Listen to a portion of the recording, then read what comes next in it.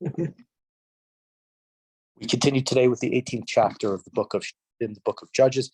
Yesterday, we started the story tale of Pesel Micha, this individual named Micha who stole money from his mother and then returned it. And his mother said, since you gave back the money, Baruch Hashem, you should use it to build an idol, and not necessarily an idol, but presumably whether that was for idolatry or to God. And he goes and he builds this house to God.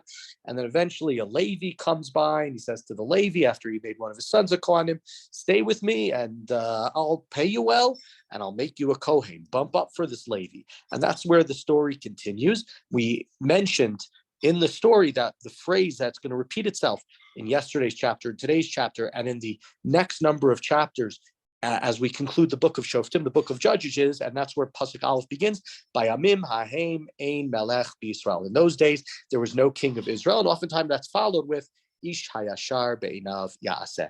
Everybody did as they saw fit, what we might call anarchy. And so chapter continues, Uvayamim hahem, we're in the middle of Pasuk Aleph. In those days, sorry, I don't know what just happened to my thing. Bayamim hahem, in those days, Shevet Hadani mivakesh lo nachala la shavet. The tribe of Dan was looking for a place to live because they had not yet gotten a territory. Kilo nafla arayomahu b'toch shivtei Yisrael b'nachala, because they had not yet gotten territory. And we mentioned yesterday that the classical commentators say that these stories did not happen at the end chronologically, time period of this book, but they're placed here at the end because it's demonstrating what ends up being the thesis of the book, which is without strong leadership, without a king, Bnei Israel are not united. And so, right, how could Shevet Dan not have a territory? Yoshua gave out all the territory. So maybe this is right after the time of Yoshua. Maybe this is even during the time of Yoshua. It seems like it's probably afterwards, but we see that it's seemingly an earlier time period. Vayishlechu v'nei Dan mimishpachtam chamisha anashim miksotam anashim b'nei chayil mitzara'u me'eshtael ragel et ha'aretz u'lechokra vayomru leim lechu chipru et ha'aretz vayavo ha'arafraim ad beit micha vayelu misham. So they send out 5 valiant men to go find a place for where they, the people of Dan, can go and live. And so they're traveling around the land. They're looking for a good place. Who can they conquer? And they end up in the house of Micha. Hema and Beit Micha v'hemi kirut kol hanar halevi. They're in Micha's house, and they recognize the sound, the voice of this Levi. Vayasuru sham vayamru lo mihaviecha halomu mata oseh bazeu malachapo. And they come to him and they say, what are you doing here? What's your business here? Vayomer Elehem, we're in verse 4, Pasuk Daled, Kazeh v'chazeh asali Micha, vayisgareni v'hi lo lechohein. Micha did this, he did that for me, he hired me, and I became his priest. Last time I checked, becoming a priest is not something that you pay for. It's inherited. You are a descendant of Aharon HaKohen. Vayomer lo. And so they said to him, Sha'al na ve'elohim, go and ask God, since you're now a priest and you have this pesel u'masecha, you have this house of God here. Go and ask. Are we going to be successful in finding territory for our people? And he said, go in peace. It's not clear if he even asks his God. He just tells them, go. Peace. Peace is not going to be the word that's going to really symbolize this chapter. The Lord looks with favor upon the mission that you are going. And thus, in verse 7, these 5 men, they came to Laish. And they saw that the people there were living. They were living peaceful lives. Everything was fine for them there, these people. There were no issues for them. Everything was okay. Right?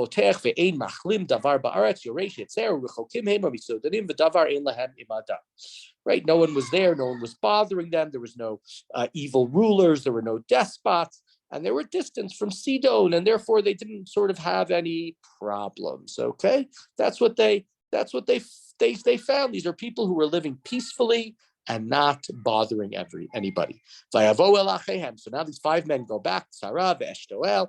They go back to their kinsmen, to the rest of the other members of the tribe of Dan. And Vayomer lehem achayim matem.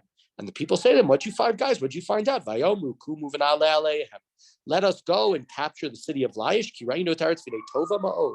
We see this land and it's good. And that word ra'inu Going back to Shimshon, it was all about, again, Re'iyat Einayim, what he saw, what he wanted. He didn't see if it was good, if it was bad. He saw it, he wanted it. And again, we mentioned this in the last couple of chapters, brings us back to the beginning of the Torah. Chava sees the tree, the B'nai Elohim, these sort of fallen angels. They see what they think are the beautiful woman, and they take them. We know in the Torah, that's the mitzvah of tzitzit, right? You shouldn't just go after what you see. So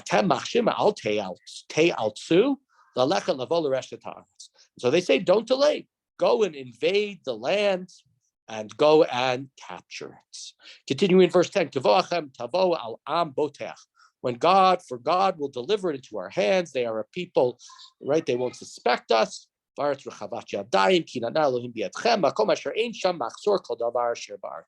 is a place that people aren't suspect. They're living peacefully. They have no army. It's like Costa Rica. In Costa Rica, there's no army. They're living peacefully. They're not worried. So there's no army. They're not worried. We can take them, no problem. 600 armed men of the tribe of Dan leave the territory. They travel through the territory of Yehuda. So near the city of Kiryat Yearim, there was a place that was called for a long time Machane Dan, because that's where the 600 men, armed men of Dan, encamped. Continuing, we're in Pasuk Gimel, verse 13. They're passing through the land and they come to the house of Micha. So these 5 men who were spies, and they say to the people, Laish, Vayomru, right? So they say, so they're on their way to Laish.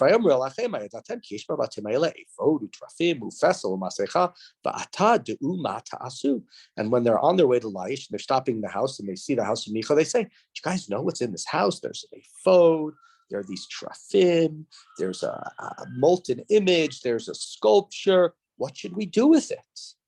Vayasuru Shama, and so they turn off the road. They come to the house of Micha. Vayavo el Beit Hanara Levi Beit Micha. Vayishalu lo l'shalom. They come in and they say, "How are you, Mr. Levi? We don't have his name. He's just a Levi. We don't know who he is at this point." And the 5 men go in, and right, we have the 600 men who are armed right outside. Lakhu et hapesel, v'et ha'ephod, v'et ha'trafim, v'et ha'masecha, v'kohen nitzav petach hashar v'sheish meot ha'ish hachagur klei ha'melchama. The 5 men go in and they take all of the idolatrous items, all of the copies of things that a Kohen would wear. They take it, and the Kohen is sitting there. Really, a Levi is being called a Kohen, and there's nothing he could do about it because there are 600 armed men. And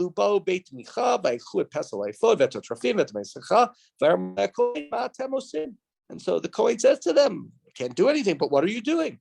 Vayomru lo hacharesh. They say to him, shut it, be quiet.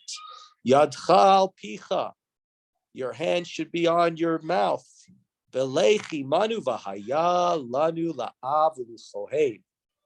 They say, don't say anything, and you will come with us. And the same words that were used by Micha are used again by the people of Dan. You will be a father and a priest to us. And they give him a good argument. Hatov hayotcha chohen lebeiti shachad, or hayotcha chohen l'shevet u'mishpacha b'Yisrael. Do you prefer to be a kohen to one house, a backyard minyan, or do you want to be the chief rabbi? Do you want to be the priest for an entire tribe of Israel? And so the priest is happy. He takes all the stuff and he joins the people. And they turn away from the house of Micha and they go on their way. And they have their kids and their cattle and their household. They're leaving the house of Micha.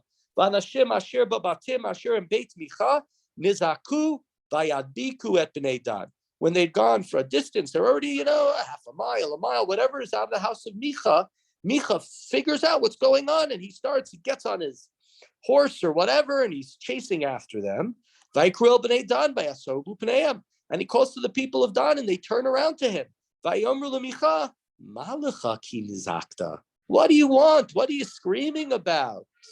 Vayomer et Elohai asher asiti, the gods that I made, lekachtem, you have taken. Ve'et hakohen, and the priest who I made. He was only a Levi. I made him a priest. You took him. Vatelchu umali od. What else do I have? Umazet tomru elai malach. And what can I do? And how can you ask me, why am I coming after you? What do I have to do? It's obvious what I'm doing here. Vayomru elav b'nei Dan, al tishma kol chaimanu. They say, what are you shouting at us? Pen yifku bachem anashim merei nefesh v'asafta nafshcha v'nefesh beitecha. Do you want these embittered men? Do you want us who are armed, 600 of us, to come and kill your family? Is that what you want? Leave us alone. You're a single guy. Yes, you might have made those gods. Yes, you might have made this Levi a Kohen, but you know what? Good luck to you. There's nothing that you can do. Vayalchu bnei Dan ledarkam, vayar micha ki chazakim hema mimenu, vayifen, vayashav el beito. Micha saw that there was nothing he could do, and so he went home. Vehem lachu et asher asa micha ve'et hakohen asher hayalo vayavo alayis al am shoketu voteach vayaku otam lefi charev et ha'ir sarfu va'esh. They come up to Laish, they burn the town, they conquer it, they defeat these people who are living peacefully, nice, simple people. They kill them all. There's nobody to protect them. Ki rechoka hi mitzidon v'davar ein lahem imadam. They lived a solitary life. They were living alone, and there was nobody who could go. There was nobody who could do anything to help them. And they built the city and they lived there. They called the city Dan because they were from the tribe of Dan. But the city originally was called Laish. We'll make some comments at the end of this chapter, but one comment here, when Moshe is told by God to look into Israel, you won't go there, but see the whole land. He's told to look from there. He says he sees all the way from Beersheba to Dan. So Dan, originally the territory, some of the territory they get is not up in the north of Israel, but this is all the way in the north of Israel, and that's why the city of Dan is in the north of Israel, and that's why he says he sees from the south, Beersheba, all the way to the north to Dan, what maybe would say Eilat to Metula today or something of that sort. Continuing in verse 30, what do? They establish the Pesel, V'Honatan ben Gershom ben Menashe, Hu vanav ayu kohanim l'shevet hadani ad yom glot haaretz.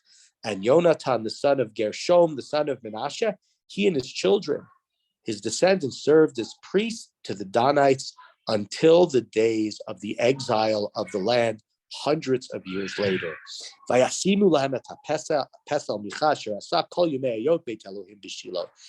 the image of the Pesel of Micha remained with them until the end of those days. And a couple of comments we have to make before we conclude. One, this person, it's called here, it says Yonatan ben Gershom ben Menashe.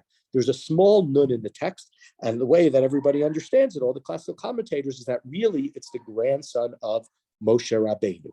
Moshe has a son Gershom, who has a son named Yonatan. Would make sense that he was a Levi. We want to protect the identity of Moshe, and so there's a little sort of nun that's placed there to sort of hide his identity, but we can't hide it fully. And that's jarring and that's shocking. This is the grandson of Moshe Rabbeinu. Is somebody who, instead of being a Levi, becomes a Kohen that only cares about his money and how much he can be paid, and he's going with these people who are violent and physical and thieving and stealing. And it shows how quickly we've gone from a great central leadership, but a leadership of spirituality with Moshe, to complete anarchy in the land, and how horrible that is. And that's seen as a terrible thing. One more last comment. This is most stories in the Tanakh where people who are, there's a good guy, there's a bad guy, right? You need a villain and you need a hero. And that's the way stories are very often. There are no heroes in the story. Everybody is bad. One is worse than the next. You have Micha's mother, who says, let's go build an idol. You have Micha, who's a thief and an idolater. We have this Levi, who's an opportunist, He shows no faith, no loyalty to God. How much more so if he was the grandson of Moshe Rabbeinu? We see the people of Dan who just go and massacre a group of people that are living peacefully. That's not in their territory. They're thieves. This is just one bad thing after another, and there is absolutely nobody to do anything about. There's nobody to do anything about the thievery. There's nobody to do anything about the lying. There's nobody to do anything about the fact that you have a house of idolatry set up, which may be a house of God. There's nobody to do anything about the fact that there's this house of idolatry all the way in the north of Israel for the tribe of Dan. There's nobody's doing anything to lead the people of Dan. They're not going to a real Kohen to say, where should we wage war? How should we gain our territory that was given to us?